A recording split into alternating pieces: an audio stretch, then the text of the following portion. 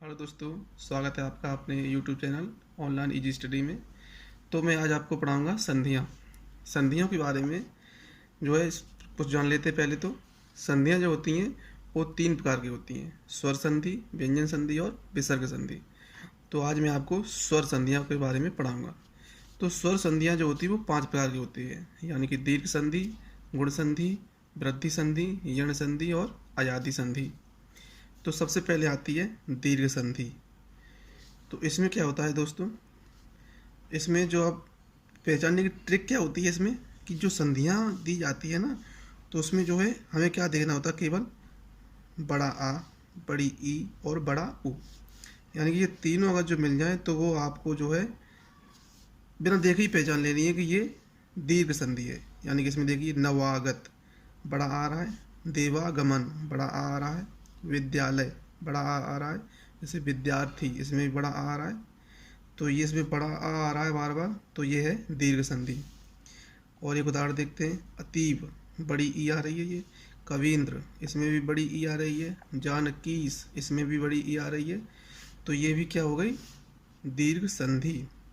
उदाहरण एक और देख लेते हैं, जैसे कहा गया भानुदय बड़ा ऊ आ रहा है, साधुर्जा बड़ा ऊ इसमें भी आ रहा है, वधूर्मी इसमें भी बड़ा ऊ आ रहा है, तो ये भी क्या हो गई आपकी दीर्घ संधि। दीर्घ संधियों में ये आपको उदाहरण ध्यान में रखते हैं, तो आपको जो है बिल्कुल ये आसान ट्रिक है। आपका बड़ा आ गया, बड़ी ई आ गई, बड़ा ऊ, तो आपको जो है दीर्घ संधि आपको मालूम पड़ जाएगी। नेक्स्ट जो संधि है वो है गुण संधि। गुण संधि में क्या होता है दोस्तों, इसमें छोटी ए और छोटा ओ ये दोनों शामिल रहते हैं इस गुण संधि में। ये आपको अगर जो दिख जाए तो आपको जो समझ जाना चाहिए कि ये गुण संधि है। जैसे कि नरेंद्र छोटी ए की मात्रा हो गई, सुरेंद्र इसमें भी छोटे ए की मात्रा हो गई, उमेश इसमें भी छोटे ए की मात्रा हो गई, महेश इसमें भी छोटे ए की मात्रा हो गई।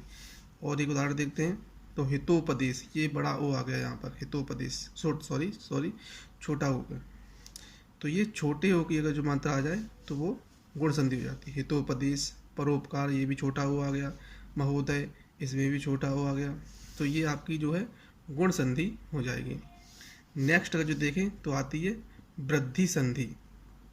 इसमें क्या होता है, जैसे गुण संधि में छोटा ए और छोटा ओ आ रहा था, इसमें वृद्धि संधि में बड़ी ए और बड़ा ओ, तो ये आ जाते हैं, तो वहाँ पर हो जाती है वृद्धि संधि।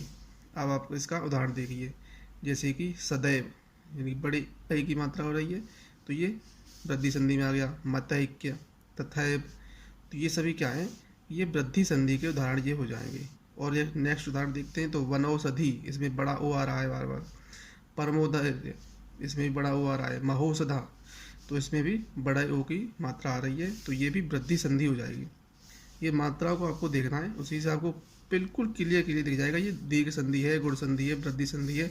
अब यण संधि में क्या होता है, इसमें ज़्यादातर आपको उदाहरणों में आधा अच्छा दिखने को मिल जाएगा, आधा ता मिल जाएगा, आधा रा मिल जाएगा, आधा खा हो जाएगा, आधा धा है, आधा ना है, वाह है, त्रा है, इसमें भी आधा ता आ रहा है, पहले त्रा में आधा ता आ रहा है, फिर रा आ रहा है, तो इसमें भी, तो ये जो है यण संधि के उदाहरण हो जाएंगे। देखते हैं जैसे कि अत्यधिक आधा ता आ गया, अत्यधिक, उपरयुक्त आधा रा आ गया, ऊपर उपरयुक्त, संख्यागमन आधा खा आ गया, मध्वालय आधा धा आ गया, मात्रा गया ये त्रा आ गया, अन्वति आधा ना आ गया, तो ये सारे उदाहरण होते हैं, ये यण संधि के उदाहरण होते हैं। अब आपको जो है नेक्स्ट देख रहे हैं अयाधि संधि। तो इसमें क्या होता है दोस्तों, इसे पहचानना, इसमें भी पहचान आसान है।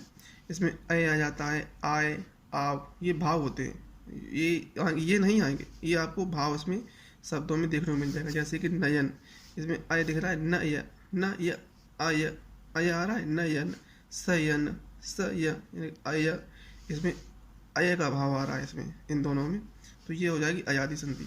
नेक्स्ट जो उदाहरण देखेंगे, तो नायक, गायक, गायन इसमें आय का उदाहरण वो आ रहा है भाव, नायक आय नाय, तो ये नायक में आय का भाव आ गया, गायक आय इसमें भी आय का भाव आ रहा है, गायन इसमें भी आय का भाव आ रहा है, तो ये भी अयाधि संधि का उदाहरण है।